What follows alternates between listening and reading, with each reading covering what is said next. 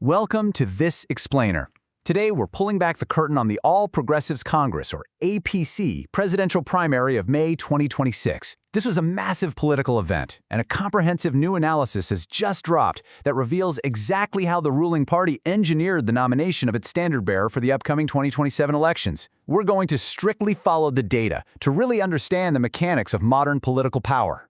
I want to start right off the bat with an absolutely impossible number. 0.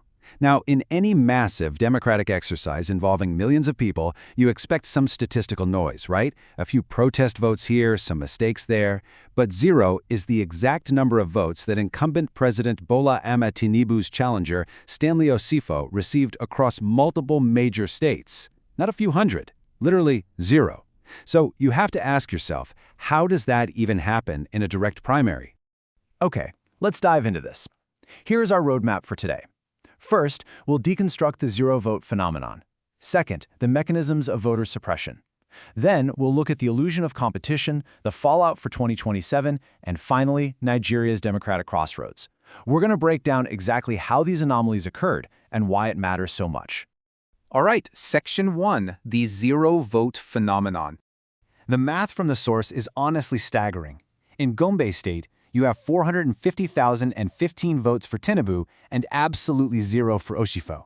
River State, 280,468 for Tinubu, 0 for Osifo. In Odo State, Tinubu gets over 131,000 and Osifo gets exactly 1 single vote. Statistically speaking, completely wiping out all support for a challenger across such highly diverse constituencies is virtually impossible without some sort of systematic intervention. So how did they actually pull this off? Well, you really have to look at the structural vulnerabilities. The APC used a direct primary model across 8,809 wards. In theory, that sounds highly democratic, but in practice, it's a massive logistical nightmare.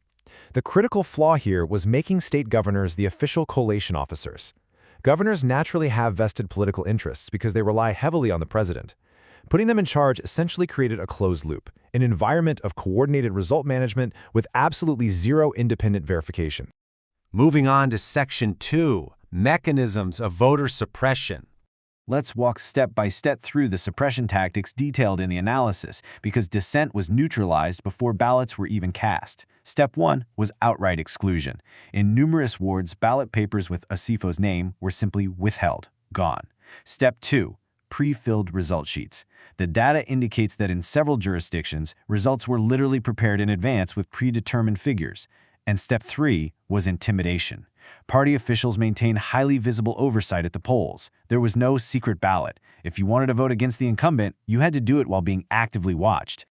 This brings us to a really crucial political term heavily cited in the analysis: consensus arrangements. Basically, this is a mechanism where party leadership handpicks their preferred candidates without competitive voting. It preempts electoral choice entirely by presenting the forced outcome as unanimous agreement. The source notes this was widely adopted to displace incumbents, particularly in the Southeast.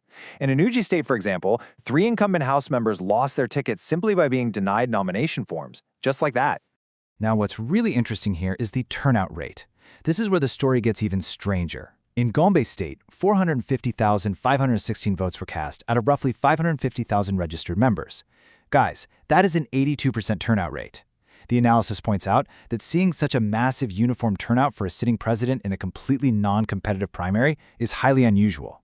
When you pair an 82% turnout with literally 0 votes for the challenger, it strongly signals that these figures were heavily managed, rather than just organic enthusiasm.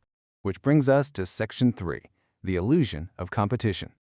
Looking at the data, one thing becomes crystal clear. Stanley Osifo was never a genuine threat.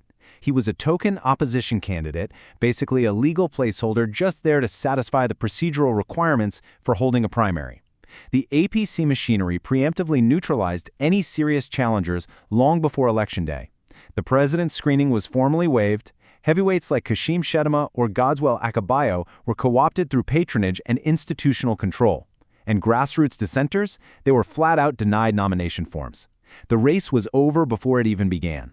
To really grasp the magnitude of this shift, we have to compare it to the 2022 primary.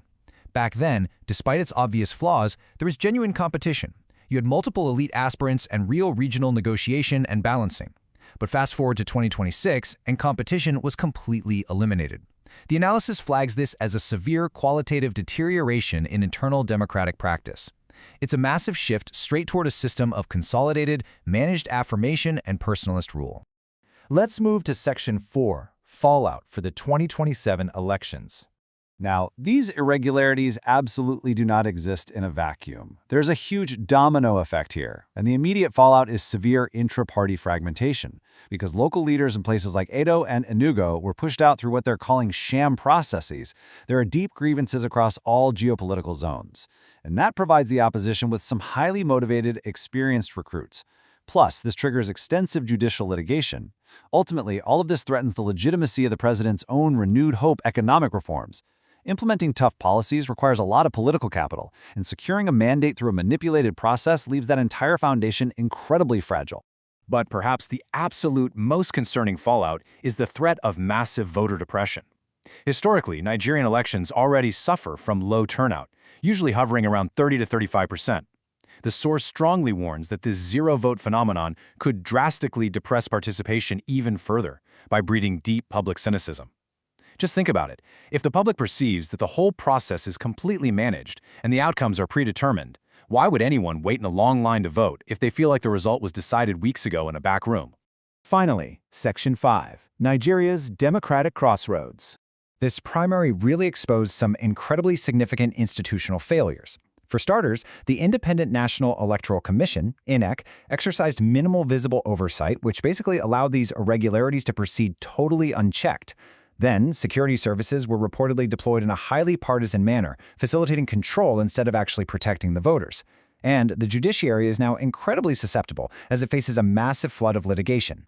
The source stresses that the capacity and independence of these three institutions are going to be critically tested in 2027.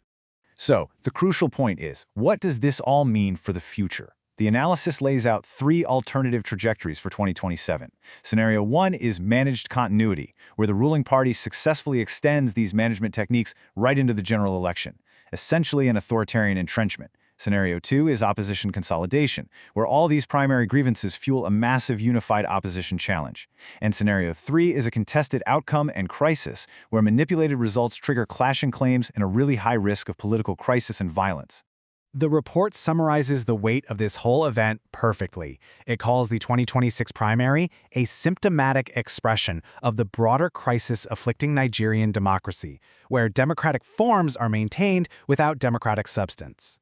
That means going through all the motions, printing the ballots, opening the polls, without actually allowing the voters to make a real choice. This primary serves as a stark, undeniable diagnostic test for the overall health of the country's political system. Which leaves us with this final provocative question drawn directly from the source. Will Nigeria's democratic immune system, its civil society, independent media, and the courts actually resist this infection? Or is this managed affirmation just the new normal for 2027? It is a question that will absolutely determine whether Nigeria maintains its position as a democratic leader on the continent or if it slides further into electoral autocracy. Thank you so much for joining me for this explainer.